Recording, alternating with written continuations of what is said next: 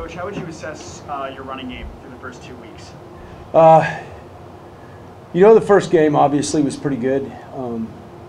You know, the second team that we played was they had some pretty good players right there at the focal point, at the nose in the 3 technique. They were extremely hard to move. We knew that coming in. One of those guys is probably going to be a really high draft choice. You know, and so we just had to kind of make some adjustments during the game because of, you know, you always go into the game thinking you can be successful doing what, you know, you did that you were successful at the last week, right? So you don't change just for change's sake. You have to go at least in and find out.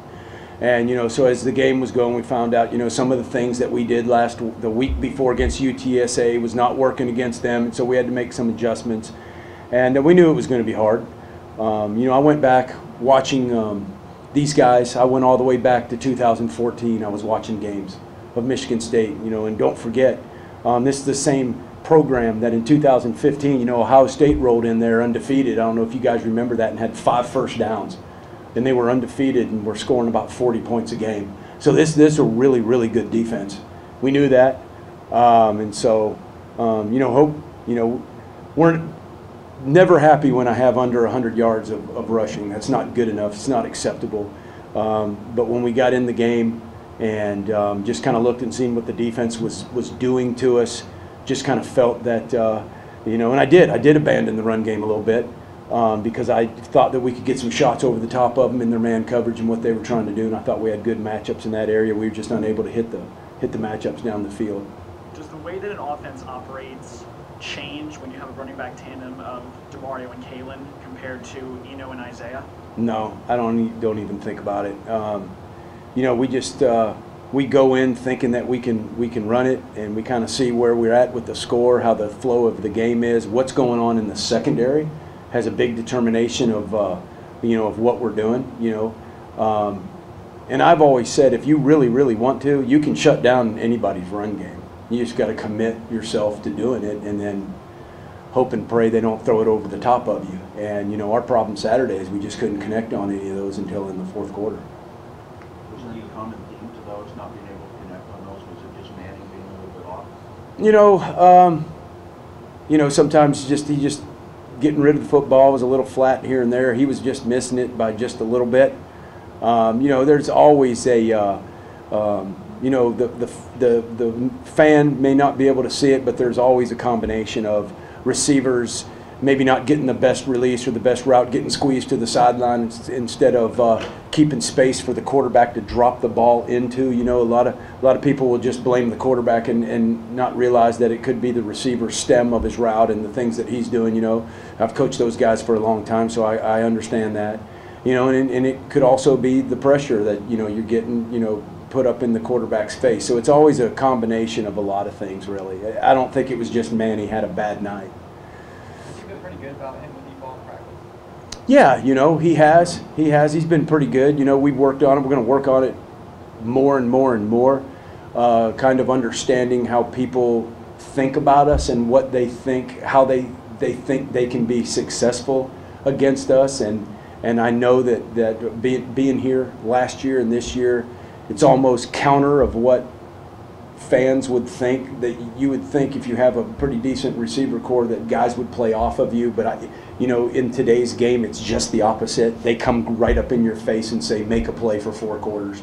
And that's what football's turning into. I've noticed that over about the last 5 or 7 years, that people don't play zone much anymore. They just get right up in your face and say, okay, make those plays for 4 quarters, see if you can do it.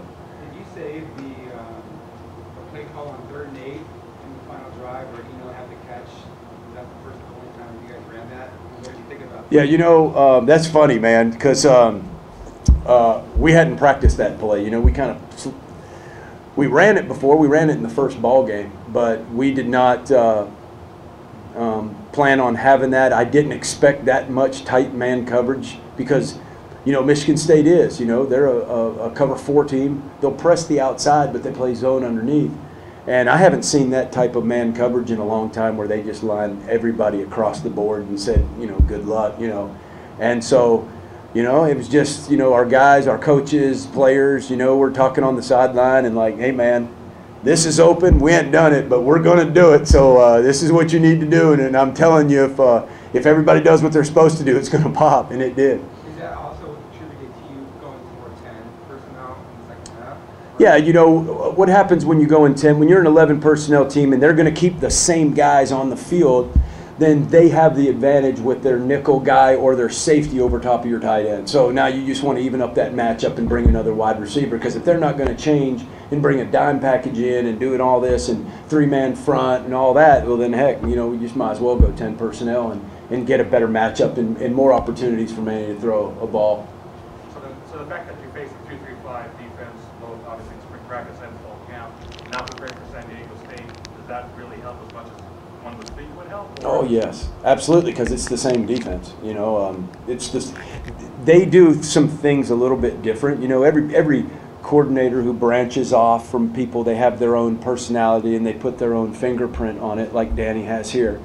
But the philosophy behind the defense is still consistent. You know, they're just, you know, you watch them, and if you don't, thank God that we went against it all camp, because it looks like this when the ball snapped, you know. And it looked like that to me last year, and it looked like that, but it doesn't look like that to me anymore because I get to see it every day. So, you know, that helps us a little bit, because, you know, you kind of just see things and you go, okay, this is what's going on here, but this is all the same out here. And so it absolutely has helped us, you know, going against it every day. Would it be fair to say you're spending a lot of time with Danny Gonzalez these days, just talking about stuff? No, I wouldn't ask him to roll over on his boys like that. You know, come on.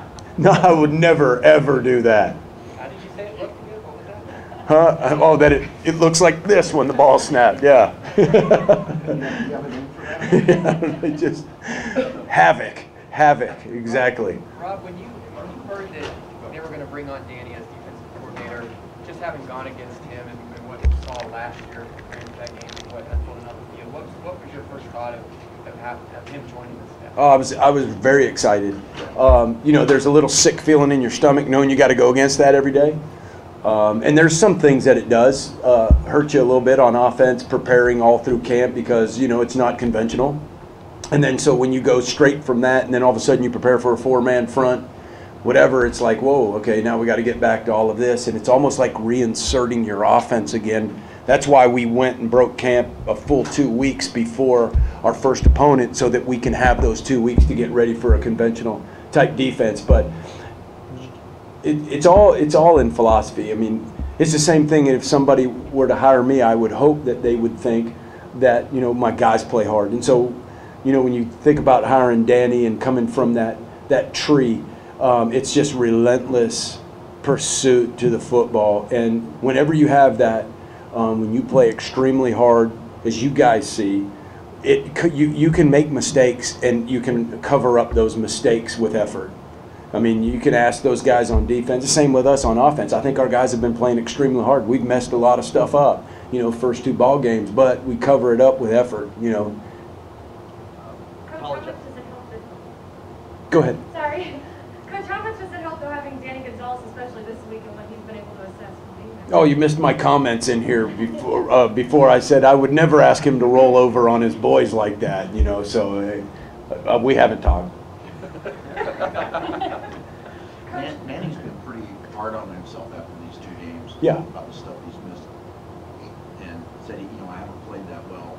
Is that just him, or is there a part of that you agree with? I think all our guys can play well. I watched the film on Saturday and Sunday, and I came in and talked to the guys, and I said, guys, I'm so excited, and the reason I'm so excited is we just beat a really, really, really good football team, and I thought our technique and execution was average, just very average. But you guys, you know, that just speaks to the willpower of man. Is you can will yourself to do things even if you're not perfect. And, you know, I think that's why I was proud of our kids. But to answer your question, I don't think that we have executed at a high level yet on offense. And, you know, and that is going to happen, you know, as you go on through the season. And I think we'll get better. The passing game really is kind of the last thing to come around because of the timing and all of the different receivers that you're throwing passes to. And so, you know, and I've always said this, throwing a fade to to Frank Darby is way different than throwing it to N'Keal Harry. So the timing's different, the angle of the ball is different, the air is different. So it's a totally different throw. And so, I mean, we just got to do it over and over and over and over and over again, and we'll get better. But like I said, to answer your question, I don't think any of us have done a great job yet. I know that you talked about this after the game, but after settling on it, watching it again, can you just walk us through your perspective on what happened at the end with the offense being on the field and Simon kind of running down, taking time out, and just kind of run all into that whole process? Yeah, you know, I'm an offensive coach. I always want to score. That was the hardest thing I've ever done in my life, because I really, when we got down there, I just knew that we had a play that we could score. I felt it. I had it. I wanted to call it. And Coach Herm's going, "What are we doing?" I was like, I know it's the right thing to do, man, but I want to score that touchdown so bad. But, you know, it was the right thing to do, you know, and that's why Herm, the experience of a guy like him and head coach and understanding, and he knew they were going to let us score and to just go ahead and kneel. And, man, that's so hard because, you know, I was telling Coach Herm, I've been on the opposite side of that. I don't know if you guys remember a game. I was at Cal, played Washington State. They threw for like 700 yards against us. We'd never stopped them the whole game, and they did the exact same thing and missed the field goal, and we won. And that is burned in my memory banks, you know, and I'm like, heck with that, let's score a touchdown, yo. But that was totally the right call. I'm glad he was there and it wasn't me. But you know, it was smart. One of the things that I'm proud of that maybe the fans didn't see is we put in a formation that morning that made Michigan State burn one of their timeouts in the second half that we held. We didn't show it to them until the third quarter. In the middle of the third quarter, they saw it, burned a timeout, and that helped us at the end of the game because they only had two. So all kinds of little things went into that end. So you guys are having like almost a philosophical conversation on the headset while that, like leading up to the timeout? Yes, absolutely. Because we were going to call a run play, and then you know, Coach Herm. Then we started talking, and Coach Slocum got involved. You know, with his experience as a special team coordinator, where he wanted the ball, and then we were talking about, well, you know, where exactly do we want to? What run play could we run? And then we're like, well, heck, let's just have the quarterback run it over the middle. And then Coach Herm was like, hey, man, they're going to let you score, so you better tell the quarterback to take a knee. And I was like, you're exactly right. That's a great call, Coach. And so that's what we did. It was a great group effort. As far as Eno's impact in the game on Saturday, the patience when the yards weren't there. That's right. The catch at the end, but also what he was able to say to his kicker, Brandon. I don't know if you heard about that. I did not. He went up and said, I love you whether you make it or not. I like that. Just, That's an old Mark Rick deal right there. Is it really? Yes. What is it about Eno that is kind of the team, you know, he kind of contributes to that personality of the team? You know, they just respect how hard he plays and how hard he runs. He's just such a violent runner and total disregard for his body. And when you're a warrior and a football player, man, that's the one thing you can gain the respect of your teammates is how hard you play. You don't have to be talented to get respected. You just got to just play really, really hard, and that's what he does. That's what he brings to the table. And one thing about him is he never got down. And to me, you know, a swing route, which we ran a lot of, and to me that's like, what's the difference between under center and tossing it to him like that? You know, to me there's no difference. You're still getting the ball to that guy out on the edge and letting him use his athletic ability. And so, you know, he contributed in a lot of different ways. What about his person? What is it about his personality that he would walk into the kicker and say that? Oh, he's just he's always been, ever since he's been here, he's one of been our best recruiters on our team. He came in and signed early and got here in January and helped recruit on all the official visits with all the other kids. You know, so I mean, it was just like, you know, he's just like been our ambassador since the day he walked on this campus. Coach, what would you say the biggest challenges are against San Diego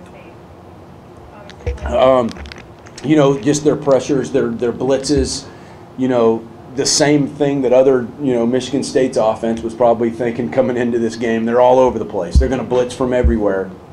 And so you don't call plays per se to, like, it's a lot easier to call plays against somebody like Michigan State, even though they physically beat you, you kind of knew what was going on. You're like, okay, we're going to run this play. We got the numbers. Let's run it. Oh, we physically got beat. You call a play against these guys, I mean, you don't know what happened. Like literally, they're all over the place. There's 3 or 4 guys stunning, looping, guys blitzing from the secondary. It's just all over the place. So it's very hard to make adjustments in the middle of the game because you really don't know what happened until you watch the film. It's tough. At guard today, looking at Miller at right guard and Hemsley at left. Was Hemsley that good last week? You know, he did a great job. You know, he did a great job. Thought he gave great effort, played tough. We challenged him, and he accepted that challenge in front of the team and did a great job. Coach, Yeah. Yeah. this game, though, after the win, did your dad at all bring through your mind that this was to be the call? Yeah, it did. You know, matter of fact, last night was the first time I had a dream about, you know, my dad after he had passed, and it was just kind of good. I woke up with a smile on my face because it was the first time that I kind of saw him again. It was awesome. What was the dream about? I can't even remember. I just know he was in it. I just know he was in it, and you know, when I was younger, I couldn't remember my dreams, man. But I'm getting older. I can't remember what happened. But I knew he was in the dream, and it was really cool.